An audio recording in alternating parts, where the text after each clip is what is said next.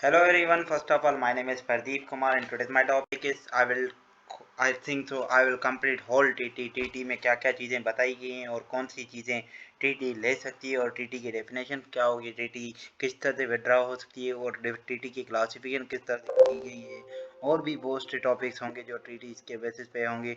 I will try to my best to complete all the things about TT. TT में first हमें पता होनी चाहिए डेफिनेशन क्या है. TT जो है, टीटी की अगर डेफिनेशन देखी जाए तो डिफरेंट राइटर ने अपने हिसाब से डेफिनेशन दी थी. जो मेन डेफिनेशन है, TT is agreement between two और मोर स्टेट्स. टीटी जो है एक जो एग्रीमेंट होती है दो और दो से ज़्यादा स्टेट्स के दरमियान. उसका रिलेशनशिप होता है गवर्नेंस के बाद इंटरनेशनल लॉ के बेसिस पर. टीटी जो है बेसिकली जो स्टेब्लिश हुई थी international treaty is agreement is a contractual character पर कॉन्ट्रेक्चुअल पर हुई थी पहले पहले जो बिटवीन स्टेट और obligation. State consider legal rights और ऑब्लिगेशन. इंटरनेशनल लॉ में स्टेट के ट्रीटी के बहुत लीगल राइट्स है, ऑब्लिगेशन है.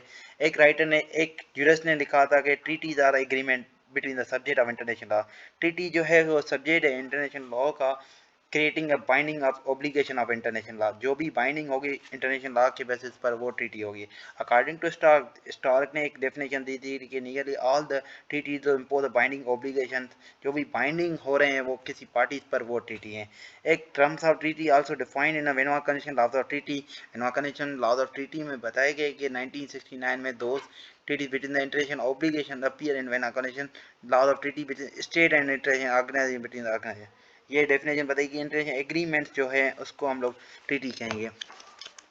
डिफरेंट आथर ने अपने हिसाब से ट्रीटी की डेफिनेशन दी थी, और एक राइटर ने लिखा था कि स्पेशल एग्रीमेंट्स जो हैं उसको हम लोग ट्रीटी कहेंगे.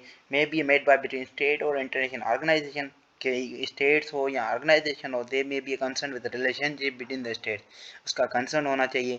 International convention laws of treaty sign in 1969 में हुई थी और फोर्स हुई थी 1980 में. कुछ चीज़ें मैंने इसमें ऐड नहीं की है. I will try to my best to the I will complete whole type.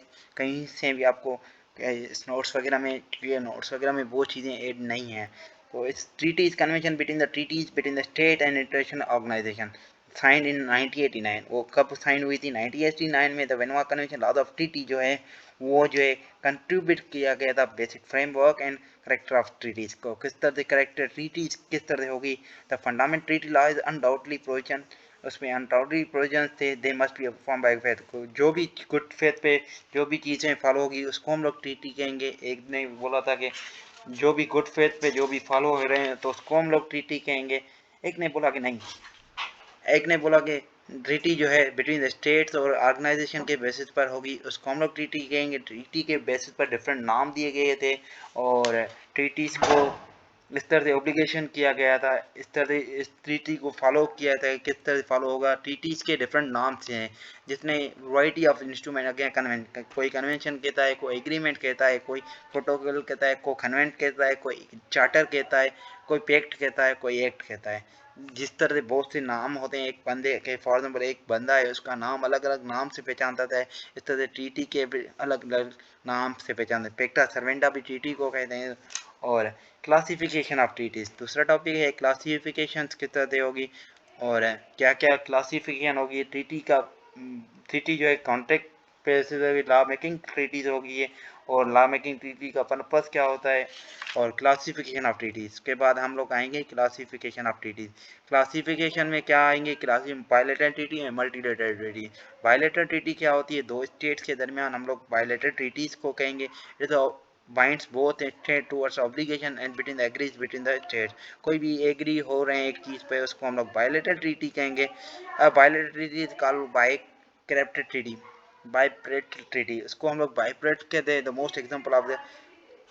Most examples हैं जिसको ट्रीटी के बेसिस पर नाम दिए गए हैं. और बायलैटरल ट्रीटी जो है डिफरेंट दो कंट्रीज़ के दरमियान होता है. मल्टीलेटरल ट्रीटी उसके बाद एक क्लासिफिकेशन में मल्टीलेटरल ट्रीटी. मल्टीलेटरल ट्रीटी जो है डिफरेंट स्टेट्स में जो अगर फॉर एग्जाम्पल एक यूनाइटेड चार्टर्स है, कोई भी है जिसमें हम लोग नॉन प्रोटोकॉल ट्रीटी है जिसमें हम लोग एक से ज़्यादा स्टेट्स फॉलो हो रहे हैं तो उसको हम लोग मल्टीलेटरल ट्रीटीज कहेंगे. लॉज ऑफ सीईसी में एक साइन हुआ था पोलिफिकेशन treaty is multilateral treaty sign between the 189 states. उसमें 189 मीन्स दो से ज़्यादा भी जो भी होगा वो मल्टीलेटरल ट्रीटीज में आएगा. और क्लासिफिकेशंस होगी क्या होगा और क्या प्रोविजंस होंगे। ये था ट्रीटीज को फॉर्मेशन किस तरह से किया जाता है। ट्रीटीज को डिफरेंट फॉर्मेट्स करने का वेज होते हैं। अगर आप देखें तो फॉर्मेशन ऑफ फेज जो है ट्रीटी में भी following by different method appointment of person concern होना चाहिए, नेगोशिएशन होनी चाहिए, अडॉप्शन ऑफ टेस्ट होनी चाहिए, कंसर्न होनी चाहिए, एंट्री टू फोर्स और पब्लिश होनी चाहिए। ये था कि फर्स्ट जो है ट्रीटीज को किस तरह से ऑब्लिगेशन किया गया था। उसमें आपको सिग्नेचर होनी चाहिए, साइन होनी चाहिए और दोनों पार्टी का कंसर्न होना चाहिए। कंसर्न होगी तो पार्टी जो है ट्रीटीज के फॉलो होगी, नहीं तो नहीं होगी। उसके बाद जो है ये होगा कंसर्न होगी। कंसर्न के बाद जो है ये देखा जाएगा कि rectification of concern of signature. Concern के बाद उसकी सिग्नेचर होगी, उसके बाद जो है रेक्टिफिकेशन होगी, उसके बाद एक्सचेंज ऑफ इंस्ट्रूमेंट होगा। After the terms of agreements, अगर कोई ट्रीटी को अडॉप्ट कर रहा है क्या होगा, उसको फॉलो सिग्नेचर इंस्ट्रूमेंट किया जाएगा, रेक्टिफिकेशन कर जाएगा, डिसाइड डेट की जाएगी। उसके बाद ये यूनाइटेड नेशन जो है उसको अप्लीकेशन दी जाएगी कौन से ट्रीटीज फॉलो हो गए। कंसर्ट होगा, सिग्नेचर होगी, एक्सचेंज ऑफ इंस्ट्रूमेंट्स होगा, कंसर्ट ऑफ रेक्टिफिकेशन होगा, कंसर्ट ऑफ सेशन होगा, रिजर्वेशन ऑफ ट्रीटीज होगी। उसके बाद जो है अगर देखा जाए तो रिजर्वेशन कंसर्न किस तरह से होगी, क्या होगा, कंसर्न किस बेसिस पे होगी। अगर दोनों पार्टीज अगर एक चीज़ पे फॉलो है तो उसके बाद सिग्नेचर होगी, उसके बाद एक्सचेंज ऑफ थिंग्स होगी, उसके बाद रेक्टिफिकेशन होगी, उसके बाद रिजर्वेशन ऑफ इंस्ट्रूमेंट होगा। टर्मिनेशन ऑफ ट्रीटी, टर्मिनेशन किस तरह होगा, मार्शल ऑफ ब्रीच होगी अगर इम्पॉसिबिलिटी है परफॉर्मेंस करने की और फंडामेंटल चेंज हो गई या सर्कमस्टेंस चेंज हो गए, उसके बेसिस पर अगर वो फॉलो नहीं हो रहा है, अगर वार की कंडीशन आ गई उसके बेसिस पर भी टर्मिनेशन हो सकती है। और अगर लॉज इस तरह से हैं कि इस तरह से फॉलो नहीं हो रहे उस बेसिस पर रेक्टिफाई उस तरह भी टर्मिनेशन हो सकती है। और फॉर्मेशन ऑफ ट्रीटीज ये था fundamental rights of exchange of things. उसके बाद जो है हम लोग किस तरह से ट्रीटीज को फॉलो अप कराएंगे और क्या क्या चीज़ें और होंगी जिसमें ट्रीटीज का वे क्या होगा और ट्रीटीज रेक्टिफिकेशन कंसर्न होगी। इसके बाद जो है ये देखा जाएगा कि डिस्ट्रीब्यूटर्स को मसले को किस तरह से हल किया जाए। ऐसा होता है कुछ मसले इस तरह से होते हैं कि ट्रीटीज को जो है ट्रीटीज के बेसिस पर मसले हल हो जाते हैं। जिससे अगर डिस्ट्रीब्यूटर्स इंटरफोर्स इन ट्रीटीज, अगर फोर्स है तो एप्लीकेशन ऑफ ट्रीटीज में आप एप्लीकेशन देंगे। और भी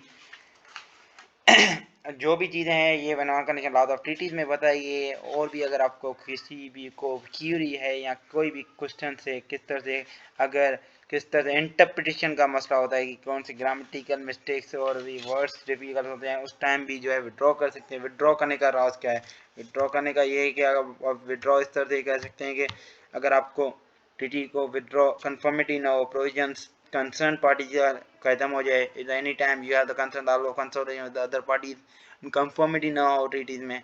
और विड्रॉ अगर आपने ट्रीटी में लिखा हुआ कि हम लोग 2030 में हम लोग विड्रॉ कर सकते हैं तो उस टाइम भी आप विड्रॉ कर सकते हैं। ये था हमारा आज का टॉपिक जिसमें हम लोगों ने ट्रीटी पढ़ा, ट्रीटी के टाइप्स पढ़े, क्लासिफिकेशन ऑफ ट्रीटी पढ़ा और क्लासिफिकेशन ट्रीटी इसके डिफरेंट आथर के जूरिस्ट ने किसने क्या क्या कहा था, ट्रीटी का क्या, ट्रीटी के कौन से नाम से पुकारा जाता है, रेक्टिफिकेशन किस तरह से होती है और ट्रीटीज़ को किस तरह से फॉलो होता है। और ट्रीटीज़ में बायलेटरल ट्रीटीज़ क्या होती है, मल्टीलेटरल ट्रीटीज़ क्या होती है। उसके बाद हम लोग ने ट्रीटीज़ में कौन सी चीज़ें ज़रूरी होती हैं जिससे कंसर्न होनी चाहिए, कंसर्न होने के बाद सिग्नेचर होनी चाहिए, रेक्टिफिकेशन इंस्ट्रूमेंट हैं, उसके बाद सेशंस होनी चाहिए, उसके बाद रिजर्वेशन ऑफ ट्रीटीज़ होनी चाहिए। उसके बाद टर्मिनेशन किस तरह से होगी अगर माशा बीच ऑफ ऑब्लिगेशन से परफॉर्मेंस नहीं हो रही, फंडा में चेंज ऑफ सर्कमस्टेंस आ गए तो उस बेसिस पर चेंज कर सकते हैं।